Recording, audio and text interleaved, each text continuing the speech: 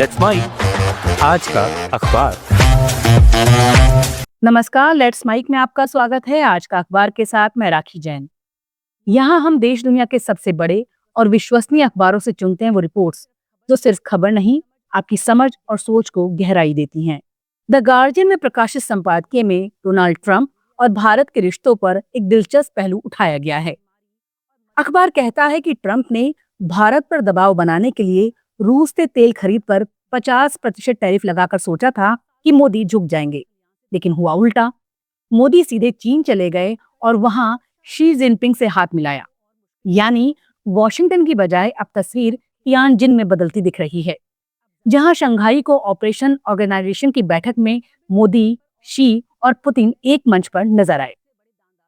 अखबार मानता है कि एससीओ भले ही कई विरोधाभासों वाला समूह है, भारत पाकिस्तान दुश्मनी रखते हैं, चीन भारत सीमा विवाद उलझे रहते हैं, रूस चीन भी मध्य एशिया में वर्चस्व चाहते हैं, लेकिन इन सब के बावजूद ये तस्वीर अहम है कि अमेरिका से अलग होकर बड़े देश मिलकर बातचीत कर रहे हैं।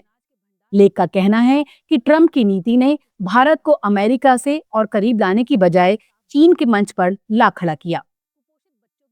भारत के लिए संदेश साफ है, खेती जैसे सेक्टर को अमेरिका के दबाव में नहीं खोला जाएगा, तेल खरीद पर वॉशिंगटन तय नहीं करेगा और पाकिस्तान के साथ युद्ध विराम का श्रेय ट्रंप को नहीं मिलेगा। मोदी ये दिखाना चाहते हैं कि भारत कोई काउंटरवेट नहीं है जिसे अमेरिका जैसे चाहे इस्तेमाल कर ले। चीन को इस पूरी स्थिति का फायदा मिला, उसे एक ऐसा मंच मिला जहां वो दिखा सके कि अब वैश्विक खेल सिर्फ वॉशिंगटन के इर्द गिर्द नहीं घूमता। वहीं रूस और ईरान जैसे देशों के लिए भी मैसेज था कि वो पूरी तरह अलग थलग नहीं है। गार्जियन कहता है कि ट्रंप की स्मार्ट वाली सोच ने उल्टा चीन और रूस को और मजबूत मंच दे दिया है। कुल मिलाकर लेख का संदेश यही है कि ट्रंप ने भारत को झुकाने की कोशिश की, लेकिन नतीजे में अमेरिका अकेला पड़ गया और चीन ने इस मौके को अपने दीर्घकालिक खेल के लिए इस्तेमाल कर लिया। द न्यूयॉर्क टाइम्स में छपे एक लेख में सवाल उठाया गया है कि आर्टिफिशियल इंटेलिजेंस यानी एआई की तेजी से बढ़ती ताकत के बीच अमेरिका और चीन का रिश्ता कैसा होगा। लेख का कहना है कि दोनों देश चाहें या ना चाहें, उन्हें किसी स्तर पर साथ मिलकर काम करना ही पड़ेगा। वजह यह है कि एआई अब सिर्फ रिसर्च लैब तक सीमित नहीं रहा, ये हमारी रोजमर्रा की जिंदगी, कार, कंप्यूटर, दवाइयों और सुरक्षा सिस्टम सब में शामिल हो गया है। लेख कहता है कि अगर अमेरिका और चीन के बीच भरोसे का कोई ढांचा नहीं बना तो दोनों देश एक दूसरे की एआई टेक्नोलॉजी पर शक करेंगे। नतीजा ये होगा कि सहयोग की जगह सिर्फ सतही व्यापार रह जाएगा और असली चुनौतियों से निपटना मुश्किल होगा। एआई को लेकर लेख इसे परमाणु हथियारों से भी बड़ा खतरा बताता है। फर्क सिर्फ इतना है कि न्यूक्लियर हथियार कुछ सरकारों तक सीमित थे, जबकि एआई अब कंपनियों और आम लोगों तक पहुंच चुका है। ये स्थिति ऐसी है मानो हर किसी को न्यूक्लियर बम मुफ्त में मिल गया हो। यही वजह है कि खतरे और भी गहरे हो जाते हैं। समाधान के तौर पर लेख सुझाव देता है कि अमेरिका और चीन को मिलकर एक तरह का डिजिटल रेफरी तैयार करना चाहिए, जो हर एआई सिस्टम को जांचे कि वो सुरक्षित है या इंसानों और समाज के लिए नुकसानदेह। अगर ऐसा ढांचा नहीं बना तो भरोसे की कमी और डर दुनिया को अराजकता की ओर धकेल देंगे और एआई के सकारात्मक इस्तेमाल अधूरे रह जाएंगे। अल जजीरा में प्रकाशित लेख में यूथोपिया के डॉक्टरों की परेशानियों और सरकार के रवैये पर गहरी चिंता जताई गई है। लेख बताता है कि डॉक्टर बेहद कम वेतन पाते हैं, कई तो सिर्फ $60 से $70 महीने में, और महंगाई ने हालात और बदतर कर दिए हैं। गुजारा ना होने पर कई डॉक्टर अतिरिक्त काम जैसे फार्मेसी या टैक्सी चलाने पर मजबूर हैं। मई में डॉक्टरों ने बेहतर वेतन, स्वास्थ्य बीमा और कामकाजी हालात सुधारने की मांग को लेकर हड़ताल की, लेकिन सरकार ने इसे गैर कानूनी करार दिया और कड़े दमन के साथ 140 से ज्यादा डॉक्टरों को जेल में डाल दिया। कई हफ्तों की हिरासत, गंदे हालात और परिवार से दूर रहने की मजबूरी ने डॉक्टरों का मनोबल तोड़ा। ह्यूमन राइट्स वॉच और एमनेस्टी जैसी संस्थाओं ने इस कार्रवाई की निंदा की।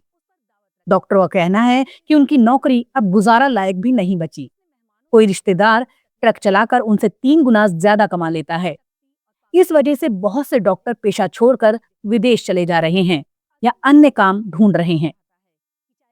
सरकार ने जून में मान लिया कि डॉक्टर जिंदगी की मार झेल रहे हैं, लेकिन प्रधानमंत्री अबिय अहमद ने हड़तालियों को राजनीतिक मौका परस्त कहकर भी हमला बोला। इससे डॉक्टरों में और निराशा फैली। लेख का निचोड़ यही है कि इथियोपिया में स्वास्थ्य व्यवस्था गहरी संकट में है। डॉक्टर मरीजों की सेवा करना चाहते हैं, लेकिन वेतन, काम के हालात और सरकारी दबाव ने उन्हें हताश कर दिया है। अगर वादों पर अमल नहीं हुआ तो डॉक्टरों ने दोबारा हड़ताल का संकेत भी दे दिया है। द टेलीग्राफ में प्रकाशित संपादकीय में सुप्रीम कोर्ट और ऊपरी न्यायपालिका में महिलाओं की बेहद कम मौजूदगी पर सवाल उठाया गया है। लेख कहता है, ये विडंबना है कि न्याय की देवी की मूर्ति की तरह आंखों पर पट्टी बांधकर न्याय बांटने वाला देश का सर्वोच्च न्यायालय खुद महिलाओं के प्रतिनिधित्व में इतना पिछड़ा हुआ है। अभी सुप्रीम कोर्ट में सिर्फ एक महिला जज है और 2021 से अब तक कोई नई महिला जज नियुक्त नहीं हुई।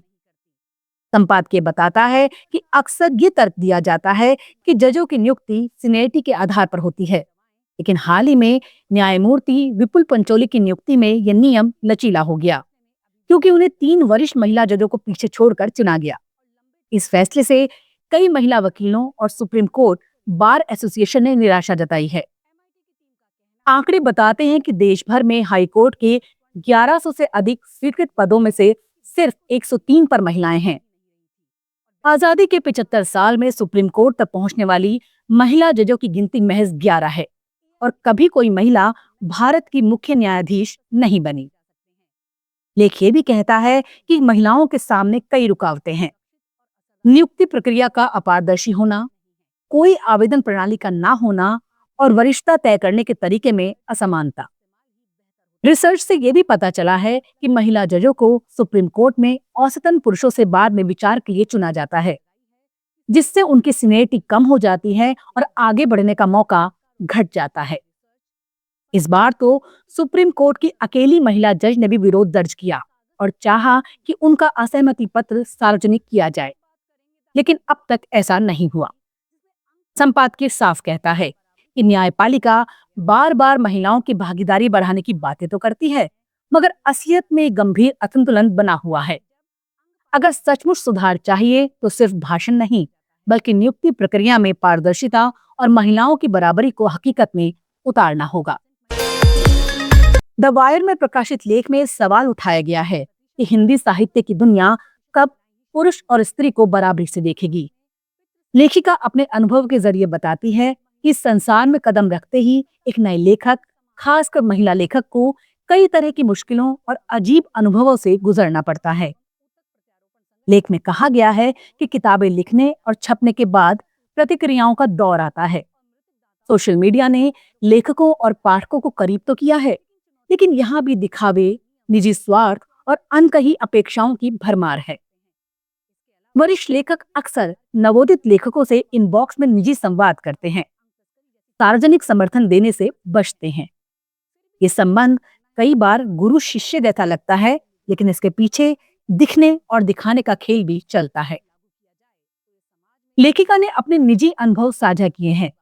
कुछ लेखक किताब मुफ्त में मंगवाकर गायब हो जाते हैं, कुछ आयोजन करवाने का दबाव डालते हैं, तो कुछ साहित्यिक कार्यक्रमों में मेजबान ही नदारद निकलते हैं। ये सब दिखाता है कि साहित्यिक दुनिया के भीतर भी छल, दबाव और स्वार्थ मौजूद है। सबसे गंभीर अनुभव लेखिका ने स्त्रियों के प्रति पुरुष लेखकों की सोच पर साझा किया। एक वरिष्ठ लेखक बातचीत के दौरान अपने स्त्रियों से आकर्षण और समकालीन लेखिकाओं के निजी संबंधों पर टिप्पणी करने लगे। इसने लेखिका को गहरा कलेश दिया और साफ कर दिया कि जेंडर के दबाव से मुक्त होकर पुरुषों से बराबरी का संवाद करना आज भी स्त्रियों के लिए आसान नहीं है। लेख का सार यही है कि हिंदी साहित्य की दुनिया बाहर से भले ही लोकतांत्रिक और खुली लगे, लेकिन भीतर अब भी पितृसत्ता और असमानताएं गहराई से मौजूद हैं। सवाल यही है कि क्या कभी ये दुनिया सचमुच स्त्री पुरुष को बराबर मानेगी या नहीं। आज का अखबार में फिलहाल इतना ही। देखते रहिए, सुनते रहिए। Let's mic. नमस्कार। आप सुन रहे थे let's mic more than radio. Follow कीजिए हमें हमारे सोशल मीडिया प्लेटफॉर्म्स पर।